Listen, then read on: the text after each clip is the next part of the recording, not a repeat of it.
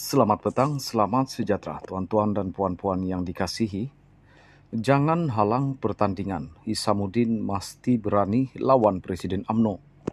Walaupun tarikh pemilihan UMNO belum ditetapkan, tetapi perbualan mengenainya sudah mula diterima, termasuk ada pihak yang menyarankan agar jawatan presiden dan timbalan presiden tidak dipertandingkan. Sebelum ini pemilihan UMNO ditangguhkan dan sehinggakan perlembagaannya hanya dibenarkan pertandingan diadakan selepas 6 bulan PRU dilangsungkan. Matlamatnya ialah agar parti tidak berpecah dan fokus kepada usaha memenangi pilihan raya. Dengan itu menyarankan agar jawatan presiden dan timbalan presiden UMNO tidak dipertandingkan dalam keadaan PRU sudah selesai adalah tidak munasabah dan satu langkah yang jauh berundur ke belakang. Apapun demokrasi namanya, sebelum PRU, pemilihan beriah-iah ditangguhkan. Selepas PRU dilarang pula jawatan presiden dan timbalan presiden ditangani.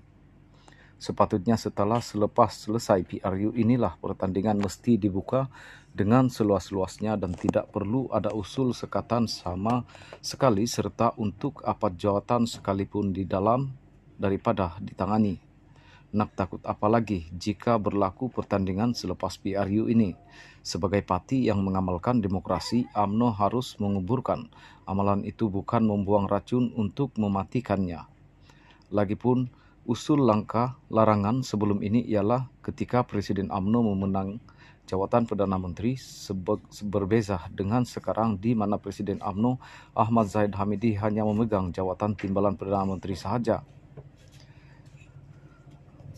Jawatan timbalan Perdana Menteri itu pula tidak termaktub dalam perlembagaan negara, maka nampak lekeh sangatlah UMNO ini jika dengan jawatan yang tidak termaktub dalam perlembagaan itu pun masih mahu disekat pertandingannya juga.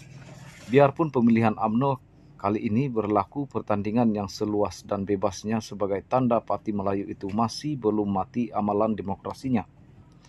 Dalam hal berkaitan, pemimpin yang mesti tampil dengan berani, kalau boleh cium keris sekali untuk menawarkan diri bertanding jawatan presiden, seharusnya ialah Hishamuddin Hussein, bekas Menteri Pertahanan dan ahli Parlimen Semborong ketika ini.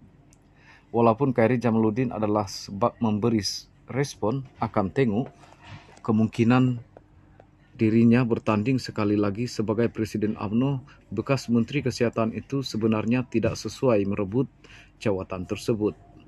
Ini kerana beliau ketika ini bukan ahli parlimen setelah kalah di Sungai Buloh baru-baru ini.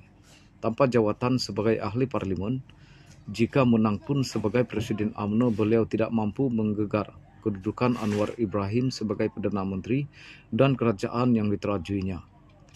Begitu juga dengan Ismail Sabri Yaakob, bekas berkata Khairi Jamaluddin pernah mencadangkan agar mengambil ahli kepimpinan UMNO.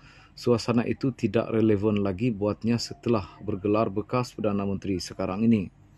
Dalam barisan kepimpinan yang ada, hanya Hishamuddin satu-satunya yang masih layak dan paling sesuai untuk terus melangkah ke hadapan.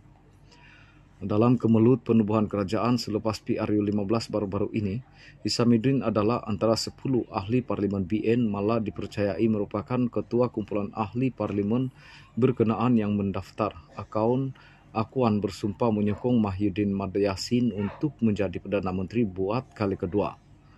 Beliau berbuat demikian dalam keadaan sedar bahawa sudah wujud akta anti lompat parti dan aku janji di belakang ahli parlimen yang memberi kuasa kepada Zahid Hamidi selaku Presiden UMNO dan pengurusi BN untuk menentukan pilihan penyertaan parti itu dalam kerajaan.